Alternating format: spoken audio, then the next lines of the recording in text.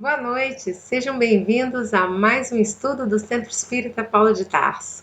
Hoje estamos com um convidado muito especial, muito querido de todos nós, André Luiz Sord Braga, mandando para a gente um estudo direto da Alemanha, com muito carinho, com muito amor. Nós agradecemos, André, por sempre ser parceiro. A gente pede socorro direto para o André quando a gente precisa de coisas aqui para informática, para a parte do centro do site e outros dados.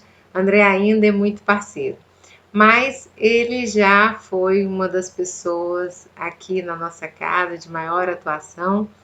André, por muitos anos, liderou a juventude, e ele começou a juventude numa época em que às vezes ele ficava sozinho na sala. Ele sentava e ficava lá, abria o livro e ia estudando sozinho.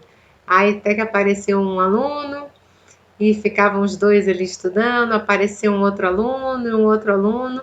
Nós tivemos uma das melhores fases da nossa juventude, uma juventude linda, que até hoje muitos estão na nossa casa e nos traz muita alegria.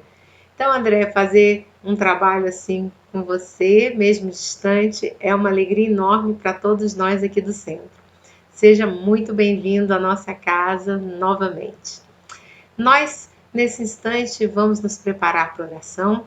E hoje nós teremos convidados bem também especiais na música. Trouxe um vídeo do Tim e da Vanessa. Nós tivemos a live com o Tim aqui, são imperdíveis. Se você jogar no Google Tim e Vanessa, o canal deles, tem músicas lindas. Então hoje, para abrir para a nossa prece, vamos ouvir um pouquinho Tim e Vanessa e nos prepararmos para o momento da oração.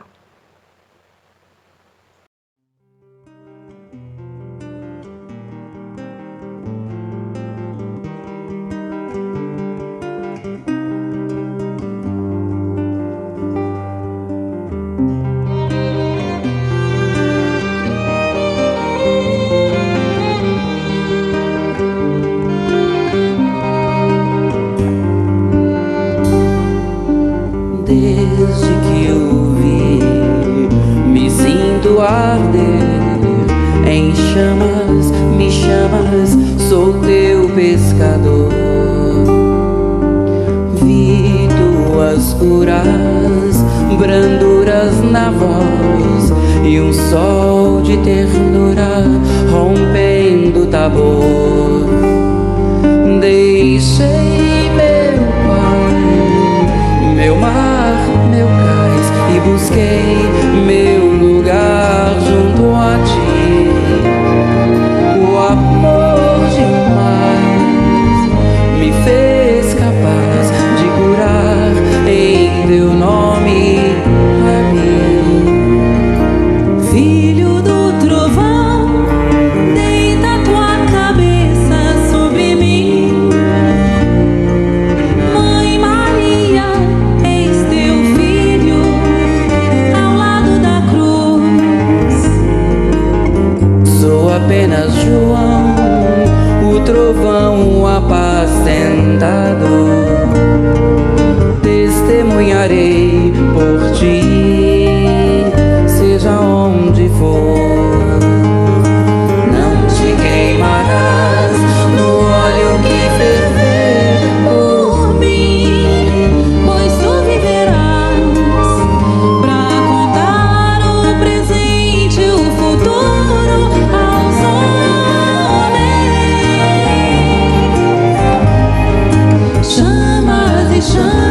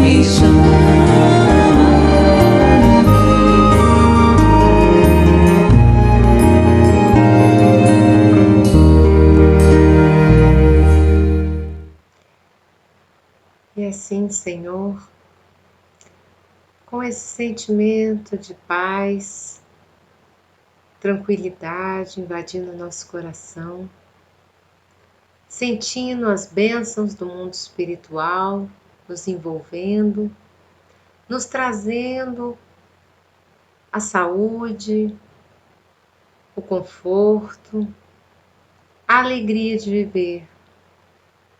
Nós, mais uma vez, unimos os nossos pensamentos em oração, ligando cada um que assiste conosco este estudo tão querido, para que no momento, Senhor, em que entremos nessa sintonia, possamos sentir a equipe de Paulo de Tarso nos nossos lares, que possamos abrir cada cômodo e ele se encherá de luz, de paz, que possamos abrir os nossos corações e, acima de tudo, as nossas mentes, Senhor, e nos sentir renovados, nos sentir felizes e unidos cada vez mais.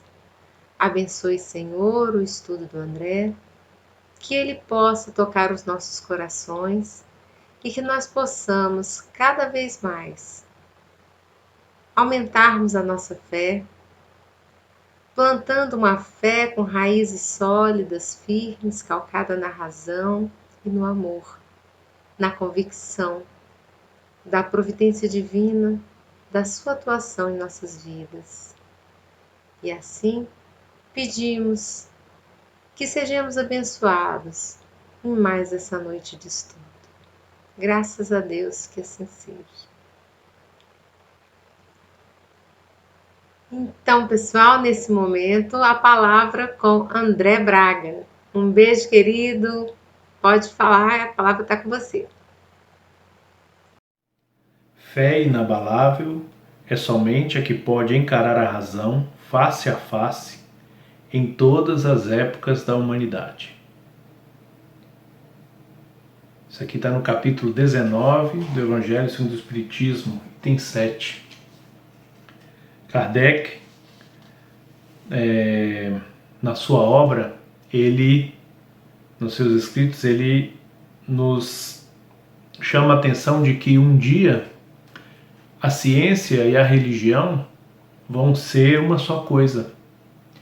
Porque se tudo de que fala a religião verdadeira, né? A religião de ligação com Deus, a espiritualização do homem, né?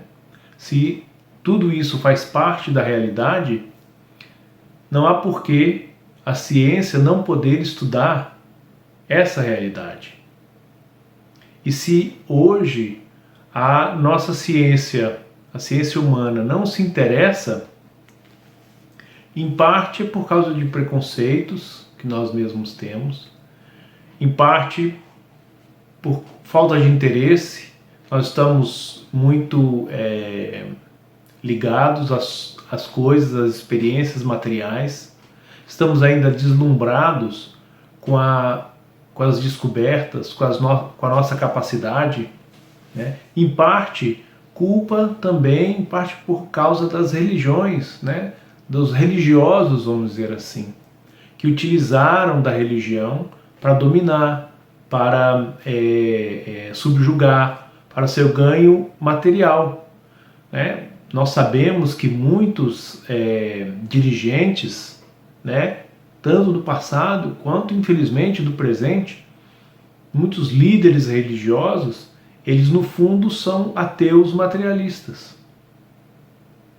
Agora, se as pessoas de saber, se as pessoas de inteligência não se ocupam dessa realidade espiritual, não se ocupam dessa parte importante, né, da vida humana, do ser humano, então, né, se as pessoas de bem não se ocupam dessa atividade, deste conhecimento, quem vai se ocupar? Os aproveitadores. Então, Kardec aqui nesse mesmo texto, um pouquinho antes, nesse mesmo parágrafo, né, no item 7 do capítulo 19, estou repetindo, ele diz assim, ó: para crer, não basta ver, é preciso, sobretudo, compreender. A fé cega já não é deste século. Ora, é justamente o dogma da fé cega que produz hoje o maior número de incrédulos, porque ela pretende impor-se, exigindo a abdicação de uma das mais preciosas prerrogativas do homem, o raciocínio e o livre-arbítrio. É principalmente contra essa fé que se levanta o incrédulo, e dela é que se pode dizer com verdade que não se prescreve. Então a fé, ele vai analisar aqui também dizendo assim, muitas pessoas dizem, eu gostaria de ter fé, eu queria ter, mas não vejo chance para isso. E aí, como em toda realização, toda realidade, né, da vida, também na parte da fé, também no espiritual, é preciso que haja o esforço. Nós não devemos, não tem sentido a gente ficar esperando a informação chegar até nós. Nós temos que buscar, nós temos que nos esforçar. Nós não temos que nos esforçar para encontrar o conhecimento material, para ir para a escola, né, para estudar, para passar num concurso. Então, para o espiritual é preciso esforço. Essa é a lei de Deus. A lei de Deus é a lei do esforço, do trabalho. Olha que interessante, você descobrir, você buscar o espiritual, né? Você buscar nas obras de Kardec. Eu convido a todos, né, que talvez estejam assistindo esse vídeo e não conheçam a doutrina espírita, que não levem em consideração, não acreditem porque eu estou falando, né? Também não aceitem apenas a ideia daqueles que falam contra, mesmo que sejam pessoas sábias, porque o sábio não é aquele que sabe, ele não sabe tudo, né? O inteligente, a pessoa pode ser muito inteligente, mas ela não conhece. O Kardec mesmo já abordava essa questão. Ele dizia que respeitava os sábios, os cientistas nas suas áreas, mas se eles não conhecem, se eles não se debruçam, não gastam o tempo deles, né, no estudo dessa realidade espiritual, então como que eles podem ter uma voz? Então não ouçam apenas o que eu tenho a dizer, nem o que esses sábios vão atrás, né? Busquem a informação onde ela está melhor, onde ela está mais pura, onde ela não tem ruído, né? Vocês vão ver, aqueles que tiverem interesse, que quiserem pegar as obras de Kardec, obviamente começando pelo Livro dos Espíritos, mas o Evangelho no Espiritismo, na parte do consolo, é muito válido, muito importante, né? Vamos ver que os textos de Kardec são precisos, né? Ele não gastou tinta à toa, ele não escreveu, quando ele repetia alguma informação, era de maneira didática, porque ele era um pedagogo, né? Além de ter outros conhecimentos de matemática, conhecimentos de gramática da língua francesa e tal. Então, o trabalho dele é um trabalho muito bem feito, né? É um trabalho, e ele criticava muito aqueles que, inclusive, sendo sábios, não usavam esse critério. Quer dizer, para os seus estudos, para as suas descobertas na área científica, eram muito bons, mas quando tratavam da realidade espiritual, dos fenômenos espíritas que ocorriam ali em abundância no século XIX, na época que Kardec estudou os fenômenos, eles não usavam o mesmo critério, né? Eu vou pegar aqui um trechinho do livro Kardec, a biografia, né, do Marcel Sotomayor, e ele aborda um ponto aqui, ele descreve uma situação que é muito rapidinho, mas acho que vale a pena. Ele descreve uma situação que ele sofreu de alguns cientistas, inclusive do Faraday, né? O Faraday, ele tem uma história muito bacana, muito bonita. Ele praticamente não teve estudo, né? Mas ele tinha uma intuição e ele era um empírico nato, ele era um cientista nato, né? Ele, embora não tivesse a instrução, ele realizou grandes descobertas em relação ao magnetismo e foi muito incompreendido pelos seus pares. Foi o Faraday que provou que era possível utilizar a eletricidade e magnetismo para fazer algo que hoje se transformou nos motores elétricos, que revolucionou o mundo, né? Então nessa época ele descobria coisas, e aí o magnetismo, a eletricidade estática, a produção de eletricidade, tudo surgindo, as pessoas não sabiam ainda várias coisas. Você vê, na época de Kardec ali estava o Faraday estudando fenômenos que hoje para a gente são normais, mas que naquela época ainda estavam em descoberta. E aí o Faraday, sabendo dos fenômenos, especialmente dos fenômenos das mesas girantes, que eram aqueles fenômenos que eram feitos em festas, né? Era feito nos encontros sociais, as pessoas se juntavam, botavam as mãos. Isso tem documentado, gente, em jornal, vocês podem procurar na internet, tem na própria Wikipédia, né, nos links da própria página que fala sobre o Faraday. Eu vou encontrar um link que fala sobre as mesas girantes. Então as pessoas colocavam as mãos sobre as mesas e as mesas giravam e pulavam e tal. E Kardec, quem já conhece um pouco da história de Kardec, sabe que chamaram ele muitas vezes, chamaram Kardec, o professor Hippolyte, para assistir essas sessões, mas ele se interessava. Ele, como o Faraday, pensava, isso aí nós estamos descobrindo magnetismo, nós estamos descobrindo os campos elétricos, que era tudo novidade, entendeu? Então, mais cedo ou mais tarde, a ciência vai descobrir que fenômeno é esse. Até o momento que alguém disse para ele assim, olha, mas Hippolyte, as mesas estão dando mensagens, elas estão dando informações inteligentes. E aí foi que o Kardec começou a estudar o fenômeno. Então isso aí é assunto para um outro vídeo, mas isso é bem interessante, porque a partir dali ele foi comprovando, ele foi perguntando a essas inteligências, né, quem elas eram, de onde que elas vinham, e elas se autodenominaram espíritos daqueles que viveram na matéria. Então aí tem muita crítica, né? Você pode abordar isso de diversas formas. Kardec, no livro dos médiuns, ele faz uma listagem dos sistemas que se opõem, quer dizer, dos sistemas que explicariam esses fenômenos. É muito bacana, entendeu? Isso no livro dos médiuns. Ele vai falando do sistema do charlatanismo, o sistema do músculo estalante, que aqui nesse livro é abordado também, né, obviamente na história. Músculo estalante é o seguinte, os caras falaram, o médium ele é um farsante, e ele consegue instalar um músculo da perna. Eu, por exemplo, consigo instalar da minha mão, tá vendo? Então ele diz que o médium ele pode fazer isso na perna, né? Teve um anatomista que avaliou e disse, então eles fazem esses estados, as pessoas pensam que são os espíritos. O Kardec mesmo aponta, tudo bem, mas e quando a mesa está flutuando? E quando a mesa está girando, batendo e tal, né?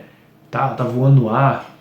E aí, esse fenômeno não é explicado pelo músculo estalante. E o que aconteceu com o Faraday, olha só que interessante.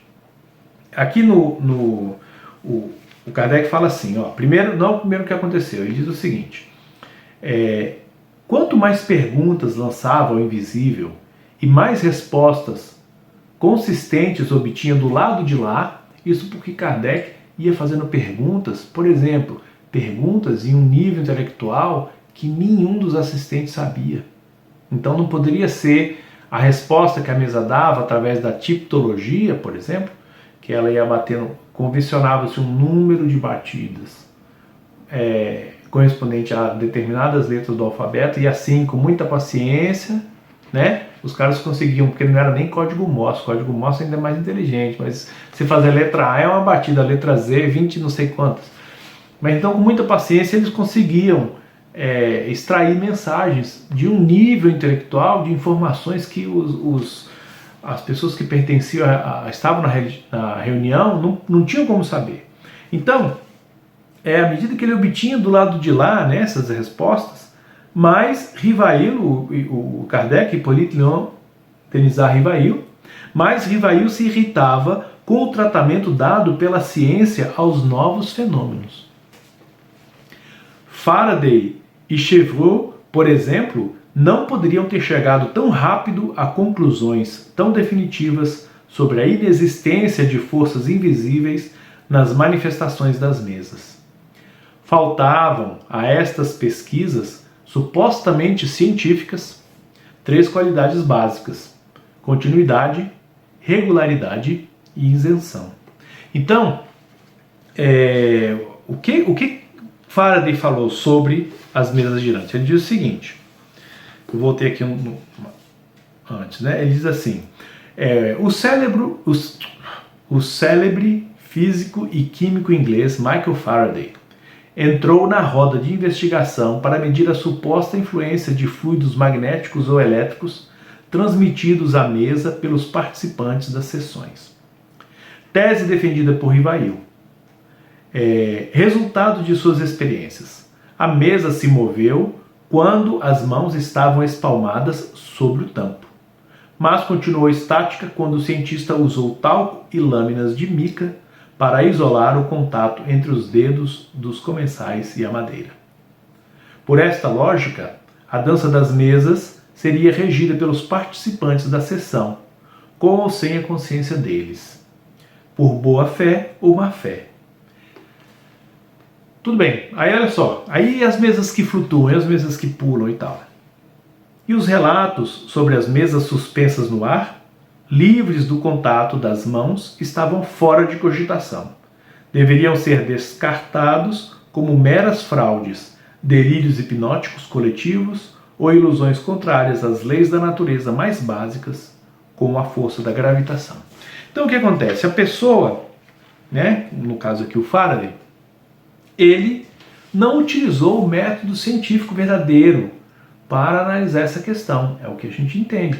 Se ele não participou de sessões onde se alegava, né, se dizia que existiam materializações luminosas, como analisou William Crookes, ou mesas girantes, mesas flutuantes, ele diz, não, isso aí é tudo mentira. Então, gente, se você já descarta, se você não vai atrás, se ele dissesse assim, não, olha, eu fui a não sei quantas reuniões mediúnicas de médiuns que já conhecidos que faziam esse fenômeno, eu nunca vi o fenômeno. Aí tudo bem, já era alguma coisa. Mas você simplesmente descartar sem correr atrás, sem fazer o esforço, não é, apesar do Faraday ser um cara inteligentíssimo, não é o método científico verdadeiro. Mas o Faraday, ele foi incompreendido no começo da sua carreira. Por quê? Porque ele não tinha estudo, ele não tinha uma base matemática muito forte. Então, embora ele, através dos experimentos, né, ele mostrou, ele escreveu um livro mostrando que existiam aquelas linhas de forças, quem já viu nos fenômenos magnéticos, né, que se você pega uma partícula com a carga positiva, uma partícula com a carga negativa, então existem, o campo magnético ele sai do positivo para o negativo, né, do ponto de vista, não do eletrônico, né? Do ponto de vista, quando a gente fala do sentido eletrônico é o contrário, mas no sentido convencional, a energia, o campo magnético sai do positivo e vai para o negativo, né? E eles formam aquelas linhas curvas, né? Que talvez você já tenha visto em algum desenho. E ele mostrou isso com experimento, ele usava limalha de ferros, ele usava bastões magnetizados, esferas magnetizadas e jogando limalha de ferro sobre papel, sobre pano. Ele conseguiu mostrar e provar a existência dessas linhas de força que a gente chama, né? E ele então escreveu toda essa teoria explicando como funcionava e a comunidade científica não aceitou. Achou, inclusive porque ele teve um problema nervoso, né, mais ou menos nessa época. E as pessoas acham, não, ele já está delirando, já está ficando velho, não tem sentido não. Mas teve um tal de Maxwell, que um dia pegou essa obra, que era um filho de uma família rica, que estudou bastante, que tinha uma base matemática muito forte, leu o livro do Faraday e extrapolou todas as equações matemáticas provando que aqueles fenômenos eram verdadeiros. Então você aplicou na prática e matematicamente aquilo que ele descobriu empiricamente através do experimento. Então depois, hoje se reconhece o Faraday como um gênio, né, como uma pessoa, o próprio Maxwell falou isso, disse que o Faraday tinha uma mente matemática, embora não tivesse o conhecimento, e foi preciso uma pessoa interferir ou interceder com a linguagem que a ciência usa, né, para validar as descobertas do Faraday. Então, da mesma forma, esperava-se que ele agisse em relação à descoberta espiritual. Mas aí vem o preconceito, né? Vem, inclusive, a luta. Nós sabemos que é uma luta muito grande da humanidade para se libertar da dominação, né? Da dominação que as religiões tiveram sobre a sociedade. Mas isso não justifica, né? Não justifica. É preciso que a gente a gente busque a realidade. Não pode fugir da realidade por uma conveniência. E isso me faz lembrar um outro pensador, né, que é o Francis Bacon. Ele é o fundador do método científico, do método indutivo, né, do método da experimentação, da comprovação, entendeu? De analisar e não apenas da suposição, né? O Bacon, ele falava, ele fundou esse método científico. Ele diz o seguinte: olha, no pensamento humano, nós temos aí, no pensamento científico corrente naquela época, nós temos três figuras, três ídolos, né? São o ídolo da tribo, o ídolo da caverna, o ídolo do mercado e o ídolo do teatro. Então, o ídolo da tribo, ele diz assim, que são as deficiências do espírito humano. A nossa mente, ela é pequena e ela analisa as coisas de acordo com a nossa pequena experiência, com a nossa visão. Então, a nossa deficiência, a gente distorce a realidade. A gente acha que é de um jeito e por incapacidade, né, talvez por pouco esforço, né, de avaliação, a gente tende a distorcer a realidade, né, botar tudo em relação ao nosso ponto de vista. O ídolo da caverna é aquele que diz que as pessoas, elas, dentro de um conhecimento, de um fato, elas imprimem as suas crenças particulares ou os seus preconceitos. Entende? Então ela vê uma situação e ela entende de um jeito, e aquele é o jeito. Não há uma análise criteriosa. Ou mesmo que haja uma análise, há uma conclusão que é afetada pelo preconceito do indivíduo, né? O do mercado, vamos dizer, é uma expansão disso. Ele vai... o do mercado é da deficiência na comunicação, deficiência na informação das palavras, na utilização das palavras. Então, você diz... cada pessoa, quando ouve um texto, quando ouve uma palavra, uma expressão, ela tem uma ideia que ela aprendeu, e essa ideia varia entre indivíduos, entre grupos, entre países. Então isso provoca um ruído na informação, né? E por mais que às vezes a gente tente descrever a coisa de uma maneira profunda, se perde nesses conceitos. Por isso você vê caras como Kardec, ele aborda a questão de vários pontos, faz a mesma, se você olhar no Livro dos Espíritos, né, você vê, eu pulei lá do Bacon de volta para Kardec, porque Kardec, ele sabendo disso, ele aplica um método científico, se você olha o Livro dos Espíritos, como ele pega a mesma pergunta e pergunta de outro jeito, para ouvir a mesma resposta. Tem momentos até que os Espíritos dizem, nós já respondemos na outra, né? Justamente por causa dessa deficiência na linguagem. E o outro, voltando ainda para o Bacon, o outro ídolo é o ídolo do teatro, que esse sim vamos dizer assim, é uma extensão do ídolo da caverna. Quer dizer que a pessoa aí, ela invoca também a ideologia, ou assim, o interesse de grupo, né? Ele utiliza de regras falseadas, de axiomas, de sofismas para justificar as suas ideias. Então isso aí já é mais para o lado da má-fé, né? Eu diria, aí, na minha ignorância, né? Analisando rapidamente esses ídolos. Então, a gente vê que, apesar disso, apesar da ciência ter sofrido uma revolução tão grande, nós vemos esses ídolos, essas figuras aparecendo de novo, né? Na própria pesquisa científica há preconceitos, né? Grupos que não aceitam as descobertas dos outros, há aqueles que tentam, que fazem o ídolo isso seria o da caverna, né? O ídolo da caverna, eu tenho minha visão e a sua não me interessa, eu não concordo com você. Einstein, por exemplo, passou por isso, né? Os ingleses não queriam aceitar as teorias de Einstein porque ele ia desbaratar Newton, né? Da física clássica continua válida, mas a teoria da relatividade, ela dá uma outra dimensão do universo, especialmente em grandes dimensões, especialmente em altas velocidades, próximo da velocidade da luz. Então houve uma mudança de paradigma muito grande. Então dentro da própria ciência existe. E os cientistas acabam aplicando isso, as pessoas de saber acabam aplicando isso no conhecimento espiritual, né? Olha aqui, ó, tem um livro Em Torno do Mestre, né? O pseudônimo aqui do autor é Vinícius, e ele tem aqui um texto nesse livro, uma mensagem que diz Einstein e a religião. Eu nem vou entrar no aspecto do Einstein, eu vou ficar aqui só porque no comecinho ele fala do Bacon, né?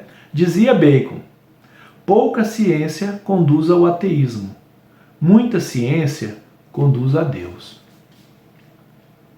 Olha, o cientista, fundador do método científico. Eu fui até dar uma olhada na versão em inglês, né? Na Wikipédia nós temos aqui como ele escreveu, e ele usa o termo filosofia. Eu não vou ler em inglês, tá? Eu vou ler a tradução que o Google fez, tá? Do texto em inglês. Aqui a tradução do Google diz o seguinte: um pouco de filosofia inclina a mente do homem para o ateísmo, mas a profundidade na filosofia conduz a mente dos homens para a religião. E aí, obviamente, nós estamos falando da religião verdadeira, né? Nós estamos falando do religare, do espiritual. Você entende? Não dos dogmas, não dos preconceitos, dos preconceitos de casta, né? De eu sou melhor do que você. Você entende? Não é isso que nós estamos falando. Nós estamos falando de consolo, nós estamos falando de esperança, de sobrevivência do espírito, que o espiritismo nos mostra, como isso muda a nossa perspectiva de vida, né? Então, com o passar dos anos, aqueles que são espíritas talvez passem pela mesma situação que eu passei, né? Você começa a mudar a sua perspectiva, você já começa, apesar de a gente se preocupar, claro, com o momento da morte, com o desencarne, com a doença, com o sofrimento, nós não temos mais aquilo. Eu me lembro do dia que eu parei, eu me lembro do dia não, mas eu me lembro como eu me sentia antes de ter a certeza do espiritual e como eu me sinto agora, que eu não tenho mais aquele medo do nada, do vazio, você entende? E isso baseado numa fé raciocinada, né? Eu não tenho tempo aqui de avaliar tantos fenômenos, tantos prodígios já feitos que podem comprovar essa realidade, e principalmente porque no dia a dia nós não fazemos essa descoberta o tempo todo. Nós somos como quem, assim, existem os grandes trabalhadores como Chico Xavier, como o Divaldo Franco, como Allan Kardec, como outros, como Leon Denis, né, outros que foram os desbravadores que descobriram, e outros que continuam fazendo essas descobertas e análises. Eu vou me atrever a dizer aí o Haroldo Dutra Dias, de que eu sou um fã. O cara é gênio, você entende? E ele faz uma análise dos textos bíblicos e tem um conhecimento de física e tem um conhecimento da doutrina espírita muito profundo. Assistam os vídeos dele, assistam os vídeos do canal dele, tá? Então, mas nós no dia a dia a gente se limita a aplicar. Então nós somos uma escola, você entende? A gente vamos dizer assim, vou me colocar até no nível mais alto, nós somos um engenheiro, nós somos um cientista que descobre, mas nós pegamos aquela descoberta e aplicamos, usamos e vê que dá certo, gente. Funciona, né? Então, por que eu estou falando isso? Por que eu abordei tudo isso? Porque nós estamos num momento de tanta aflição, né? No nosso mundo, tanto sofrimento, e esse ano, um ano tão difícil, um ano que a gente pensa, pô, mas Deus nos abandonou, né? Se não pode existir um Deus se tem tanto sofrimento, porque agora a gente está diante do sofrimento, né? Nem todos, mas uns mais do que outros, com esse isolamento, com essa angústia, com esse medo. Por que Deus está fazendo isso? Né? E se a gente analisar até que essa pandemia não é dos piores problemas que a humanidade já teve, né? Apesar de ser muito grave para aqueles que perderam seus entes queridos, né? Então, Mas esse conhecimento espiritual pode nos ajudar a enfrentar e a ver a razão desses acontecimentos, né? E essa fé verdadeira, essa fé inabalável, ela nos dá força para continuar, para transformarmos o nosso mundo. Baseado nisso, como a gente viu que Kardec colocou, se a gente tirar o véu, tirar a fé cega e passar a usar a fé raciocinada, nós conseguimos encontrar forças, consolo, inspiração para fazer o bem, para se transformar, né? Para nós nos modificarmos. Entende? Então, esse conhecimento é muito válido, né? E aí, tendo analisado a questão dessa forma, imaginando nessa possibilidade, eu quero encerrar lendo uma mensagem do Emmanuel, né, que se chama Prece do Natal, que está no livro A Luz da Oração. Eu vou confessar assim, que eu vi essa mensagem assim, recentemente no canal do Haroldo Dutra Dias, que acho que ele lê muito melhor do que eu, mas eu vou ler aqui também, né, para que o vídeo termine com um sentimento de esperança. Então, Prece do Natal. Senhor Jesus, recordando-te a vinda, quando te exaltastes na manjedoura por luz nas trevas, vimos pedir-te a bênção. Revela-nos se muitos de nós trazemos saudade e cansaço, assombro e aflição, quando nos envolves em torrentes de alegria. Sabes, Senhor, que temos escalado culminâncias, possuímos cultura e riqueza, tesouro e palácios, máquinas que estudam as constelações e engenhos que voam no espaço. Falamos de ti que volveste dos continentes celestes, em socorro dos que choram na poeira do mundo, no tope dos altos edifícios em que amontoamos reconforto, sem coragem de estender os braços aos companheiros que recolhias no chão. Destacamos a excelência de teus ensinos, agarrados ao supérfluo, esquecidos de que não guardaste uma pedra em que repousar a cabeça. E ainda agora, quando te comemoramos o natalício, louvamos-te o nome em torno da mesa farta, trancando inconscientemente as portas do coração aos que se arrastam na rua. Nunca tivemos como agora tanta abastança e tanta penúria, tanta inteligência e tanta discórdia, tanto contraste doloroso, mestre, tão só por olvidarmos que ninguém é feliz sem a felicidade dos outros. Desprezamos a sinceridade e caímos na ilusão, estamos ricos de ciência e pobres de amor. É por isso que, em te lembrando a humildade, nós te rogamos para que nos perdoes e ames ainda. Se algo te podemos suplicar além disso, desculpa o nada que te ofertamos, em troca do tudo que nos dás e fazes-nos mais simples. Enquanto o Natal se renova, restaurando-nos a esperança, derrama o bálsamo de tua bondade sobre as nossas preces e deixa, Senhor, que venhamos a ouvir de novo, entre as lágrimas de júbilo que nos vertem da alma, a sublime canção com que os céus te glorificam o berço de palha, ao clarão das estrelas. Glória a Deus nas alturas, paz na terra, boa vontade para com os homens. Que assim seja. Que assim seja. Maravilhoso, maravilhoso iniciarmos o ano com tantas mensagens bonitas, com tantas coisas para nós pensarmos, passarmos a semana inteira refletindo, para que esse ano seja um ano melhor, melhor para cada um de nós, que a gente chegue realmente à fé inabalável, que a gente consiga construir isso em 2021. É o nosso desejo, é o desejo de todos do Paulo de Tarso, com a gratidão por vocês nos receberem nas suas casas, com a gratidão de ver tantas pessoas que nos acompanham, com tantas mensagens lindas, as mensagens de apoio, de incentivo, nós agradecemos imensamente.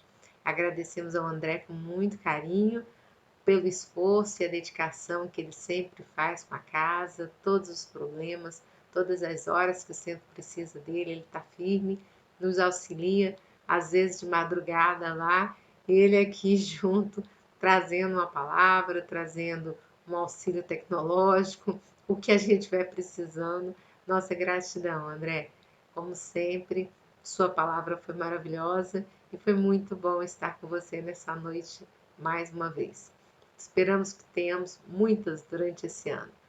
Pessoal, nesse momento, nós vamos então encerrando o nosso estudo, mentalizando o Cristo, mentalizando todas essas palavras que nós ouvimos, tantas coisas lindas, e pedindo ao Pai que esse dia de hoje se encerre com muita luz, com essa claridade entrando nas nossas casas e revirando a nossa vida, trazendo muita coisa boa para todos. Nesse instante, então, ainda mais unidos, com os corações em festa, vamos orar. Pai amado, nós agradecemos por esse momento de luz, de paz em nossas vidas. Agradecemos pelo Paulo de Tarso existir e ser esse cantinho tão gostoso em que temos oportunidade do trabalho, da convivência, da fraternidade, o estímulo ao progresso, a lembrança constante das suas leis, dos nossos deveres, do objetivo da nossa vinda à Terra.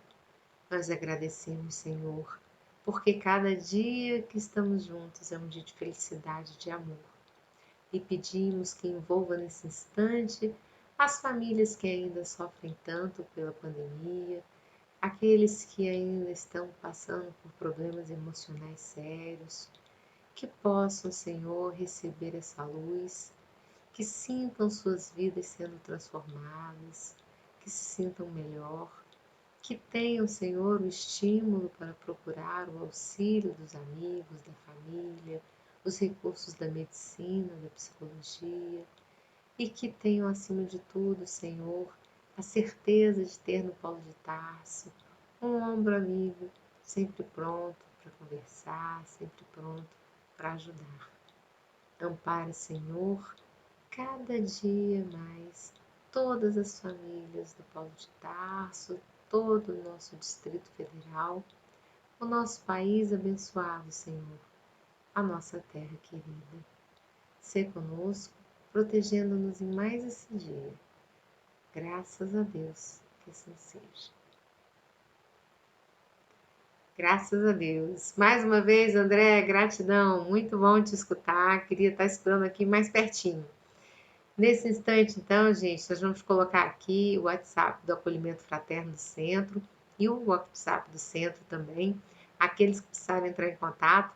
O WhatsApp do Centro é sempre com assuntos administrativos. Você quer saber se a livraria está aberta, se pode deixar uma doação, se pode buscar uma doação, se tem uma reunião, quer colocar um nome em oração, alguma informação, pode mandar mensagem no WhatsApp geral do Centro. Mas se está passando por um processo mais grave de depressão, de automutilação, se está muito triste, se não tem com quem conversar, se aconteceu alguma coisa que você precisa conversar com alguém, quer entender o que a doutrina espírita fala sobre isso, é o nosso acolhimento fraterno. Mande uma mensagem para o acolhimento e ele vai lhe responder, marcando um horário, vocês vão conversar. Estamos encerrando então mais esse dia maravilhoso. Lembrando que na próxima quinta-feira teremos aqui a palestra do nosso meu querido Ricardo Barapiera com a gente, falando sobre o aborto, numa visão muito interessante, imperdível. Quinta-feira às 20 horas. Não se esqueçam, segundas sempre às 19, quinta sempre às 20 horas. Então, na próxima quinta-feira, Ricardo Barapiera com a gente, não percam. Para terminar o dia, claro, propaganda da nossa querida Estrada de Damasco. A edição número 2 do Estrada de Damasco saiu em dezembro e nós vamos colocar aqui o nosso vídeo de divulgação para aqueles que ainda não acessaram, não perderem. Ela está linda, a revista é maravilhosa, ela é composta de textos e vídeos e vale muito a pena. Temos entrevistas, comentários de música, textos maravilhosos, desde textos menores a textos bem aprofundados. Então tem para todos os gostos. Vale a pena conferir a nossa revista. Um beijo enorme para todos. Gratidão mais uma vez, André. Um beijo para todo mundo. Fiquem com Deus.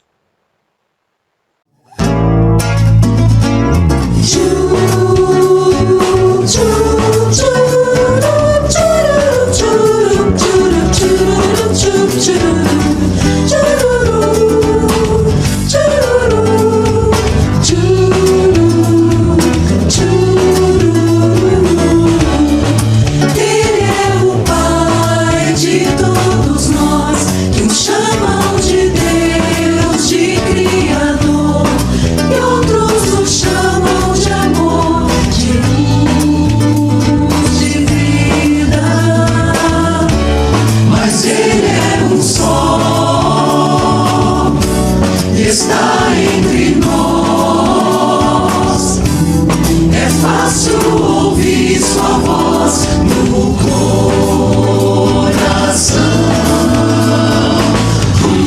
Eu ouço seu nome por toda parte, a voz que emana da natureza, nas aves que cantam pelo ar, na pedra que silencia.